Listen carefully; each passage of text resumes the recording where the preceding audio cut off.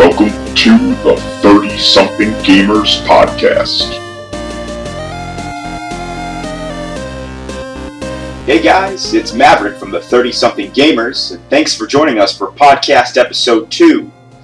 I, along with my colleague Dagobah, are going to be talking about a couple different things today. One topic being esports. Why does it matter? Do we care as 30-something gamers? And secondarily, we're going to have a spoiler-filled conversation around Avengers Infinity War. Thanks again for listening. Esports, Alex. This is your realm here. So where are we talking? Where are we starting at today on the esports front? I mean, wherever. Rocket League. It's the most popular one. Is it though? Overwatch League. Is it? Do you have data to back that up? No, I don't have no data to back that up. It just seems like everyone. Why would I have data to back that up? No, I mean, to be honest, we'll bring this together better with data next time. Data. No, I don't do data. I go by feel and what everyone says, because everyone knows everything.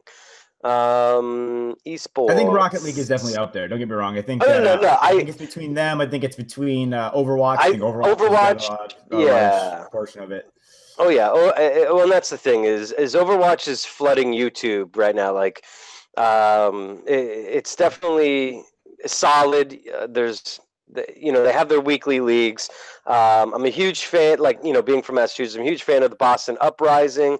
And recently, actually this season, they signed, not Boston Uprising, it was the San Francisco, was it San Francisco? Oh shit, let me find it again. 18-year-old signs with Overwatch League. Let me Google that real quick. Like $1.5 million a year or something? Yeah, that's what I was saying. Yeah, 150K. 150K. So that's a big deal. This kid is like the Shohei Ohtani, right, of Overwatch. And it's awful that I just compared that because this kid is like American Asian. So it's awful that I just said, I'm not trying to say anything, but it's the San Francisco Shock, right? I mean, if anything tells you about the esports league is the fact that they are giving high contracts out to the young superstars, right? I mean, it's huge. When you watch these, they are in arenas. They have this professional team of color commentary along with the analysts at the desk. It's as far as like the general mass, it just hasn't hit the mainstream yet. If you know about these leagues, you go and you watch them. You know what I'm saying? So they are up and coming. I think the fact that you see, players now getting contracts that are $150,000 means that there is money being made right now within the esports league. And that's the thing is the thing that I think the issue for me with esports league is the games have their own league, or basically that's what it is. It's either games have their own specific league. So you have the Overwatch League. You're talking about Overwatch League. You're talking about Rocket League. Overwatch, Rainbow Six. What's the longevity of those? The NFL, the MLB. I mean, that's one league that has been around for 60 years, 100 years. I think Rocket League for leagues? Well, the staying power, I believe, who has the advantage in this is Rocket League, because when we think of esports, sports is in the title. The only game that truly to a real sport in the way it's played, right? Yeah, exactly. So I think Rocket League is the longevity, and it goes along to when you're just a casual player, you're getting updates like every 2 weeks. You're getting a new loot box. You're getting something to play for, and the competitive seasons turn around pretty darn quickly. It's like every 2 months, every 3 months. There's a new season. And with that being said, Rocket League is constantly changing. It's a game as a service. It's the ultimate example of a game as a service. Exactly. They got on. I would say everybody's getting into it now, but they were one of the first people outside of MMOs, by the way, because an MMO has always been a game as a service. And, those have obviously been out for a while. Outside of MMOs, they're the first game who's been like, crap, let's not be like Madden and release a new sports game every year.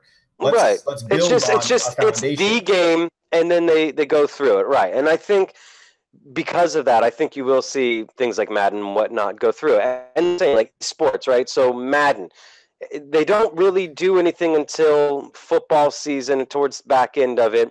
They'll have their Madden leagues. And it's primarily all on PC. You don't see too many sticks or controller or console games being the forefront in the competitive gaming, which is unfair because many of us, I think most people, because of the general populace, buy consoles. That's the higher market. Now, if you're a big gamer, though, which if you're going to game, most people like that PC, right? But as far as advertising, when you watch TV, it's Xbox, it's PS4, it's Nintendo. So well, that's the general consumer, right? The consoles, right? That's what I'm saying. The general consumer. Right. That's the biggest problem I have right now with it. And again, there's nothing wrong with professional PC gaming leagues. That's not my issue. My issue is that why are there not divisions? Why is there not an RLCS Xbox league and a PlayStation league that's equally as driven? I mean, listen. There are enough. There's, I think at last estimate, I think there's like 60 million PS4s. There's almost 30 million Xboxes, or a little over 30 million Xbox. I mean, that's almost 100 million people. That's an audience that you're missing, right? Participating in these leagues. And I'm not asking to have console players play PC players. I get that there's an issue there. Although I would tell you with a game like Rocket League, most of the PC guys use a controller anyway. So I think it's less of an issue. But regardless, I think you're going to start to see those walls come down, but they've got to come out with divisions. Here's the thing. I would tell you if I was 10 years younger, I would be all over the esports. Oh yeah, for sure. Because I would be trying to play in it. I'm 30 years old. I'm past my prime. You would be in senior leagues within the esports. I'd be about to retire from esports, if anything. Right. You would almost end up having to be a coach from one of these teams. There's only a couple of guys that are older players on these teams. Overwatch is literally 17 to like 20 something. Rocket League, I think, is one of the more susceptible esports to having older gamers. There are a couple of older gamers, but they're like late 20s. And I think there is one guy that's like 35, and he is actually one of the better players. But again, he's like one of those individuals that exception rather than the rule. Right. He's an individual that can play 15. Like Tom Brady, right. As much as I hate him, he's an exception. This guy's got the Dorito diet and is crushing it. So not all of us can do the Dorito diet. Not at all.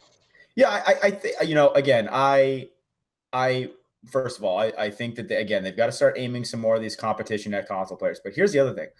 And Rocket League is going to start doing this. I know it's coming. Is start building tournaments with prizes into your games. Stop making me go to game battles to win prizes and host tournaments. Rocket League is the first one who's got tournament system built in. Start hosting your own things and give it so I can earn money or earn Xbox points or something through your games. Do not make me use a secondary system to do this stuff, to compete. There is a 2v2 Rocket League open this year, and it is being run it's being run by Rocket League and Psyonix, but it's outside of the game. It's not in the game. You have to sign up with a PC, whatever. I get it. That's great. Make it so that you can sign up inside the game. I'm going to be playing in that thing. We're probably going to lose in the first round like we did last year, but it's awesome. And the Rocket League Open I loved. And again, I think Rocket League's ahead in a lot of these things. They do an Open for the PC. They do an Xbox Open. They do Opens for everybody. But again, the focus is on PC. I think esports is here to stay. I know a lot of people are arguing it's a flash in the pan and all these kids are going to grow up. It's not. Here's the thing. With the way technology works, right? It's been introduced. It's already on a high level. You already have TNT and TBS and ESPN putting time slots when like late at night at 10 to 11 p.m. They run it for an hour. I mean, Rocket League, I think Rocket League is the premier esports to me right now because it is on TV. It goes on TV like late at night for, I think, like 5 or 6 weeks. It was this past fall. I think it was like in like October when there's like really no sports happening. It's the end of a couple of leagues and the beginning of a bunch of leagues in a very exhibition style. So Rocket League, I think, is going to be the forefront because it is a sport. And with the fact that it is getting TV time, the fact that you see Overwatch League, which is basically just Blizzard putting a lot of money into that, being able to have teams to get sponsors, you're seeing professional sports teams. I mean, for one, Robert Kraft, I believe, owns Boston Uprising. He owns it. Right. Yeah. So I mean, like, just even at that, there's money going into it. So right now, yeah, it's small, but it's not that small. If you can pay an 18-year-old 150K for, what is it, like a 20-week season or whatever, you're doing something. Well, it's coming, and it's going to grow. It's going to happen. It's got endless revenue opportunities. It is $1 billion, and it's all over the world. You have like Shanghai. You have you have Chinese teams, Japanese teams. You have London. You have all the So it's going to be huge. The one downfall again is the fact that it is for the younger market, right? Most people that can put money into it, that can watch, that can give you the most revenue, are going to be anyone between 25 to 40. Yeah, but I mean, I would even argue to you that that's only going to grow with the age of the gamer. I mean, you and I were in our early 30s today, right? That's why it's younger, but through time, But my thing is like this is part of like where divisions come in. Like, you want to make more money, you need to have a division where it is, we're in an age bracket, right? If they have an age bracket where you have... Like a senior PGA? Yeah, I mean, come on. Right, exactly. How awesome would that be? Like, it would be great. Like, it would invest people that are our age, right, to play more casually because there are the hopes that, I can do a job, I work 40 to 50 hours a week, and I can come home and play games for 3 to 5 hours. You know what I mean? And now you have people because, like, listen, what did, like, when we were growing up, what did our like grandparents do? They went and bowled. They were part of a bowling league. Mm-hmm. Gaming is now taking that aspect. Mm-hmm. So there's no reason, like you were saying, like the 2v2, signups and whatnot. There's no reason why on a lower level, not necessarily on a professional level, but a lower level style of esports, where you have hundreds of thousands of people that will pay an entry fee to go to Vegas for the weekend to play in a silly little league. I mean, there's the World Series of Poker. People do these things all over just for a final spot. You know what I'm saying? So, like, there's so much opportunity for esports to be more than just a professional thing. It can definitely be one of those, time, money invested hobbies. And I think it's going to get there for sure. Mm-hmm. Yeah, I would agree, and I think that the sky's the limit right now for esports, and I'm interested to see where it's going to go. I think we're gonna pull 360 on topics here, and we're gonna switch directions. I'm gonna move on to a non-game related topic, but something that I think will hit the heart of many gamers and pop culture fanatics, and that is. We're now about 2 weeks, a little over 2 weeks out from or after actually the release of Avengers Infinity War. And I wanted to have a little bit of a spoiler chat today. So if you are listening or watching, all 12 of you who are probably going to check this thing out, and you have not seen Avengers Infinity War, turn this motherfucker off now. Because you're gonna get the movie ruined for you, and it's absolutely gonna be ruined for you. So, gonna start off today. I'm gonna throw it to Alex Dagobah. Yeah, tell me, what did you think of Avengers Infinity War? My coffee mug says it all. Oh, you can't see it; it's backwards. No, it was right. It was right. Oh, okay. Meh. Meh is definitely it wasn't meh, but I was definitely it was a good movie. If I were to rank Infinity War, it wouldn't even be in the top 5 of the MCU universe for me. And this is where you and I could not disagree more. This movie is for me, it's easily in the top 3 of the MCU movies. It's definitely the best Avengers movie without question, and we'll talk about that in a minute here. But I mean, again, I'm partial to Captain America, and so I would tell you that I think that my top 3 are probably Avengers, Captain America: Civil War, and Winter Soldier. And then a close fourth, because I really loved it, even though I hated the rest of the movies. Thor Ragnarok would pull number 4 for me on my list. But it's a top 3 Marvel movie. Tell me why. Why do you not consider it a top? I think you said not even a top 5 Marvel movie. No, for me, it's like a 5 or a 6. Like it. I mean, it's probably better than I'm pulling it is. It's just. For me, I just felt like, I don't know, like when you see first of all, yes, Thanos, right? We all know it was going to be Thanos, blah, blah, blah. They've been building that up. Great, cool, awesome action sequences. I loved the combinations of heroes throughout the different things. However, just the way these heroes were presented right from the get-go, you knew they were going to lose. I had no care in the world to be like, oh, they actually have a chance at this. Like how are they going to pull this out, right? This is a movie where the heroes, they don't win. And that's fine. I'm A-okay with that. But here's the thing. The movie was not about the Avengers. No, I know. It's about Thanos. The hero did win. Right. He went on the hero's journey. He did. He was the hero. No, I get that. But I'm just saying everyone's going because it's the Avengers, world's mightiest heroes, whatever, right? Throughout the movie, listen. No. Throughout the movie, you're supposed to feel for Thanos, right? You want that connection. But I was hit over the head too much with him going, "This is mercy." There's a balance in the universe. I'm here to be that balance, and I realize that. And this isn't killing. This isn't murder. This is mercy. Don't need to be hit over the head with that. Like, I hate that Disney primarily within their movies lately have been treating their audience like idiots. I'm over it. I'm over that. What's so much about it? But how is that idiocy? Because I have many comments, but I want to know why is that? Because I don't I want to be a part of this journey. I don't need you to consistently tell me the purpose or what one's belief is. Tell me once and then show me. Right, yes, it was.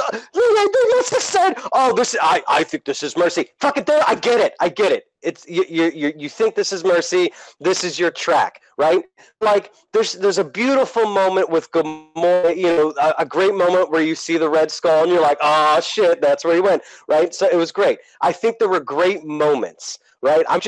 For me, I was just you see this beautiful moment where Thanos truly, is in love with Gamora, right? And you see this little backstory of how that happens. Beautiful moment. But for me, taken out of it because Gamora is saying what people are thinking, right? No, you don't love anything. You don't, there's no love. So why... This is great. The universe, telling you can grab this Infinity Stone, and then he turns around, and he's so madly in love with the fact that he has a daughter because he couldn't because his whole world was destroyed. Whatever. Finds Gamora, trains her. He's really in love with her, and has to kill her. Kill her. We don't know if that actually happened. That's the only way he got the Infinity. So anyway, I didn't fall for that moment. I think. Throughout this movie, you have to connect with Thanos, right? You really have to feel for him, and I didn't. I didn't feel for him. I thought the way that the Avengers or the superhero teams, I don't even want to call the Avengers because you have Captain America's Avengers and you have Iron Man's Avengers. There's like new Avengers and old Avengers, whatever. The heroes of Earth. I had no care in the world. I thought like when I was going to see the heroes die that I'd be like, oh shit. And really, I just went, okay. Well, so the thing is, it's a cliffhanger. It didn't land. But here's the thing. It was a stupid cliffhanger. It was the stupidest cliffhanger I've ever seen. I've ever seen. For you. You're saying it. You're one person. I would tell you. I know I'm one person. It landed for most. I am people. one person. It landed for most. And great for those most people. Great for them. I didn't get emotional. But I'm telling you that it did have some levity. Now here's the problem with Avengers. I'm gonna tell you first of all, the problem with your take is you got so caught up in the whole trying to make Thanos likable and all that stuff that I feel like you kind of took for granted what they were trying to do, because they weren't trying to make Thanos look like a good guy. They were trying to make you understand where he was coming from. I'm not trying to say, right. No, that's what I'm saying is it was too much. That's what I'm saying. You have to remember, too much. When you're creating a movie, right? Again, when you're creating a movie that's going to go to the audience. Educate me, Mitch. Educate me. No, but when you're creating, hey, listen, I just let you rant for about 5 minutes straight. Okay. Your turn. Go for it. But when you're creating a movie, when you have this large of an audience, you have to, for lack of a better word, make sure that you're explaining the movie to the dumb people. You have to speak to the lowest common denominator. These movies, Disney realizes, and this is why they're the most successful movie producer out there, and they are. There's no denying that, because they know how to speak to a wide audience. Okay, you're not going to be getting like what is it? Give me an Oscar-winning movie. You're not getting Schindler's List from Disney. You're not getting this movie, right? It's not what they're coming in and getting it. So I would tell you, it did what it had to. It was an excellent Marvel movie, but not only that, it was an excellent movie. I think it was much more than just a superhero movie. I think it was very good. I think that there was a lot of things I loved. I loved that they brought back Red Skull, Captain America fan, all in me. That was a great surprise. Didn't see it coming. New actor too. He nailed it. It was awesome. It was great. I think you're right. I think the end rang hollow because we know that a lot of these people are coming back. I actually watched an Angry Joe Show review, and I was actually super disappointed with Joe because he's usually crushes Marvel and Disney for this stuff. And he was like, "Oh my God, they actually did it. They killed everybody off." No, they didn't. They didn't. They're going to kill somebody off in the next movie, okay? I've even read something that makes me think Gamora's not dead, which I think is stupid. I think the movie opened awesome. They killed Loki. They killed Heimdall right off the bat. That was unreal. Great way to... I will say killing Loki right away and then literally being like, there's no coming back from this. Like, yes, I love that. Like I said, there was a lot of great moments, but I think what really bothered me was the through line. Right, the arc of it, it just rang from the get-go. The feeling was to me there was just no progression. Like I just kind of felt right from the get-go. I'm like, I know where this is going. Granted, I am an individual that reads and whatnot, but I wanted to see this in this aspect of the MCU. You can't compare the movies to the comics or to any of that. So for me, I just felt like it was one note throughout the whole movie. And whether you're a fan of the movies or if you saw the movies, whatever, you knew that in this one that people were going to die. So you were just waiting for those moments of how does this happen? So you start off, had a problem with Thor being in that first battle. I would have rather liked to seen Loki represented as someone who was mischievous and maybe stepped out of his realm and went after, maybe there was a scene where I'm just okay. My brain is being like oversensed with I can things. Tell your train of thoughts are all over the place. But anyway, so I would have just rather liked to see it just be Loki in that first battle, and I get that you need to show the brotherly thing with Thor and Loki, and then Loki die and whatnot. I just didn't want to see Thor in that battle, but I guess they needed to create some sort of matchup they set the tone. And it. To me, they set the tone. What right? That was if I get it. No, but I get it. The tone was set I get it from the get-go. Right. The tone was set right, and right. But I get it. Right. But for me, I would have rather liked to see all of that minus Thor, only for the fact that it just to me they do it because I know at the end it's more potent when he gets, what did they call it? The Daybreaker or the Godbreaker? I forget what that weapon was that Groot helped No, I don't forge remember together. the name of it. Stormbreaker. Right. So I get it. There's a revenge, and there's that whole thing with I just keep saying Rabbit now. What's his fucking name? Just because Thor kept calling him Rabbit. Yeah, Rocket. So I get that whole thing, and Rocket actually talking sense into Thor, and Thor realizing some stuff. I get it. That had to set the tone for that arc. But to me, I just felt gypped on the fact that it's like, okay, so we could have forged this weapon hundreds of thousands of years ago to be ready for someone that wants to go after the Infinity Stones, because the Asgardians are kind of protectors of the universe. They themselves should already know that, so that weapon should have already been forged in somewhere. And if that's the case, this movie never really should have happened, because Thor should have had that weapon to begin with. But Thor already had Mjolnir. The only reason Thor went crazy is because he had Mjolnir. He lost. But what I'm saying is, this weapon, Stormbreaker, should have already been something that was forged in a sacred place. So when he loses Mjolnir and this all the down, Thor maybe shouldn't already know, but someone should have that knowledge to inform him. So if he's going to go into this battle with Loki, someone should have been like, yo, before you go into this battle, Stormbreaker. And I get maybe for the all intents and purposes of that first battle, we have to know that Thanos already had taken out, the sun that forges everything. That was something you have to kind of piece together, but I get it. But the whole point of is that mold was already made. That thing was already a weapon that should have been in the annals of Asgardian, But it wasn't forged by the Asgardians. So you're making a lot of leaps. And listen, I know you're going with this. I don't want to get caught up on the Stormbreaker conversation, because to me that's a very small piece of the whole. Because that is the Deus Ex Machina, right? That is what was supposed to in the movie in favor of the Avengers. It didn't, because you have this super being that is far smarter, far stronger, far greater than the Avengers and whatnot. Wait, right? But was the Deus Ex Machina the Stormbreaker, or was it the Infinity Gauntlet? Because I would argue that it's the Infinity Gauntlet. No. That's why. I said supposedly. That's why I said supposedly Stormbreaker is supposed to be the Deus Ex Machina, but it wasn't. But it's not, because again, you're looking at it from the wrong perspective. No, I'm not. I'm looking at it.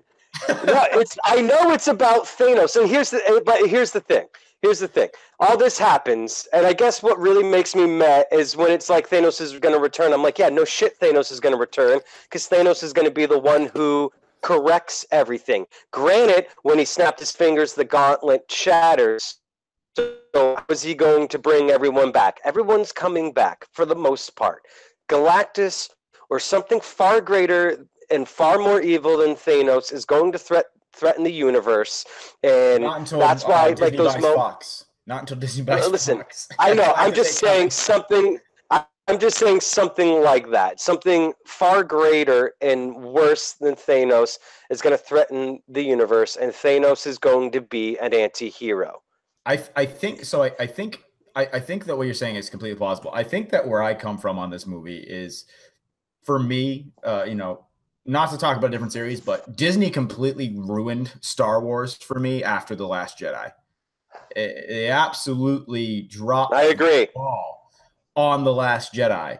And I could not have felt any more different coming out of Avengers. I didn't feel like they ruined part of my childhood with the way they did that movie. No, I agree. No, this is what I know for all of my things. No, I actually thoroughly enjoyed Infinity War.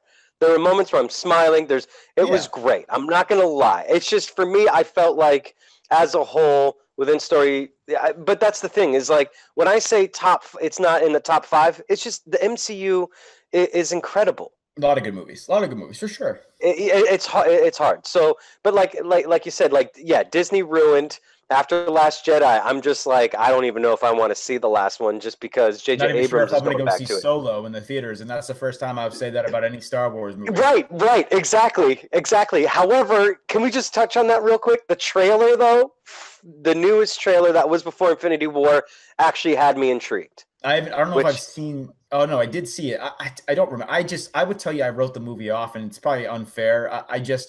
I really am upset about recasting old characters and like this guy. Give me something new. Just give me a whole new. But this guy, whatever the guy's name who was playing Harrison Ford, Han Solo. Right. He doesn't look like Harrison Ford. He doesn't. I'm sorry. No. And so he doesn't have the same haircut. And it's like, how do you miss Harrison that? 5 years before, 10 years. He doesn't look anything like him. Nothing. What you are at the age 22. Yeah, you look a little bit different at 32, but at the same time, you still look like the same person. It's not like that's throwing me off. I don't want to go down that route. I would tell you that I think that I'm excited for the next Avengers. I'm excited for Captain Marvel. I think that's going to be excellent. I'm really. Oh yeah, that was the other thing. Okay, so you win this in the credits, and you literally have a beeper to call Captain Marvel. Now, what I know about the Captain Marvel movie is that it happens in the 90s. So I'm making a lot of assumptions here, okay, on what I'm about to say, right? I don't know what happened. So at the end, in the Captain Marvel movie, I need a clear and definitive explanation as to why she's not part of the original Avengers. Because if it happened in the 90s, and then that first time that whole fucking opens up over New York City, and you don't beat Captain Marvel in that moment, and then at the end of Infinity War, you want to bring in no, go F yourself. Go F yourself. That annoyed me. The end credit scene in Avengers was probably the worst one out of any end credit scene. And secondly, I had the same issue. I have a whole issue with how they're retconning Captain Marvel into it. I'm sure that they'll have a perfectly good explanation as to why she's not there. But they have to. No, they have. You have to give me something so ridiculous that I go, okay. Yeah. Okay, and they must, because you don't do an end credit scene where you have this fucking beeper that can apparently go across the universe. Because if she was on Earth, you don't need a fucking beeper. She would know shit is going down. Well, and she's very clearly not. She's very clearly not, right? So no, she's not. She's not. But this beeper could go across the universe. Right. This 1990s tech. It didn't look so. It looked like a 1990s beeper on steroids. So that is the only thing I'll posit to you, that there's some sort of intergalactic web that thing operates on. Right. On some space frequencies that travel at double the speed of light. Anyway, no, that annoyed me. Yeah. So let's leave it at that. Avengers Infinity War. Good movie, bad movie. Final thought. I mean, if we're gonna go on a scale of 10, I'm gonna say it's an 8. I'm just really. I think it's just because like we've had so many of these movies that. Like on this, it was like a 2-year process. There was hype.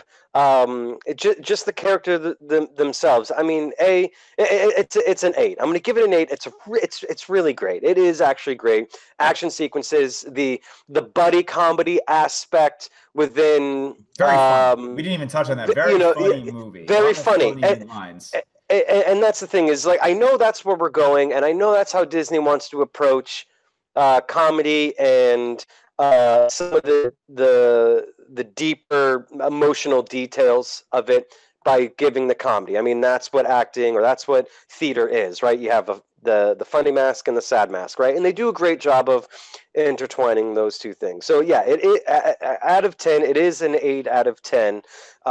Just personal preference. I just felt a little meh because of little things that annoyed me. And one last thing about what annoyed me mostly is the fact that from Iron Man 3 till now, we actually had never really got to see Vision in his full potential. And he is one of the Infinity Stones. And I just felt like it at all. He's very weak. Yeah, he's very weak. And that to me is like He's just not a character that sells. They have to make Tony Stark the hero. Right, but that's the thing is like you can sell him because look how badass they made him look. Look at the fact that they made him very human. They made him so human in emotions. You could really connect with Vision because he has this moral compass that supersedes many of us in the realm. So he's almost too good. Yeah. But I really wanted to see that power. Right? And here's the thing. Earth had a couple of Infinity Stones, right? And I get it. Because of their ego, because of, first world problems, Doctor Strange with his time stone and Vision being a stone himself, if just the two of them combined, those two could have gone against Thanos himself with his two. I'm a little annoyed at the fact that Doctor Strange is like, I'm not going to save you over the stone. And what does he do? He does it. We could literally. That's what I say to that. That's what I say to that. You can edit that out. You can edit that out. I don't care, but that's what I say to that. So here's the thing. I love Doctor Strange throughout the whole movie, calling Tony Stark a douchebag. This man is in it because he has one goal. His main mission, being Doctor Strange, being part of the Mystic Arts and that whole organization, is to protect the Time Stone. I might even, now that I'm thinking about it, this might just get pulled out of this podcast and be its own thing. So we'll see. I have to see how the editing works out. But this I know, because we're on like 2 hours of it. Yeah, this is a long time. My final score, not that it matters. I'm with you. It's a good movie. 9 out of 10. Yeah. I went and made some bold statements after I saw the movie. I actually felt like Empire Strikes Back. I was going to say that. I was going to say that. It actually had that feel. It's good. It's good. So, Avengers Infinity War, if you have not seen it, which doubtful, you've probably seen it. But if you have not, go see it. Must-see movie. In theaters, please. See it in theaters. Or when it comes out on Blu-ray or whatever the hell you got, see it. It's good.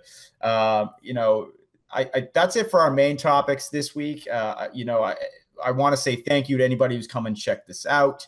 This has been fantastic. I do want to do a quick plug. We did just cut our first video review for Super Mega Baseball 2 featuring Dagobah.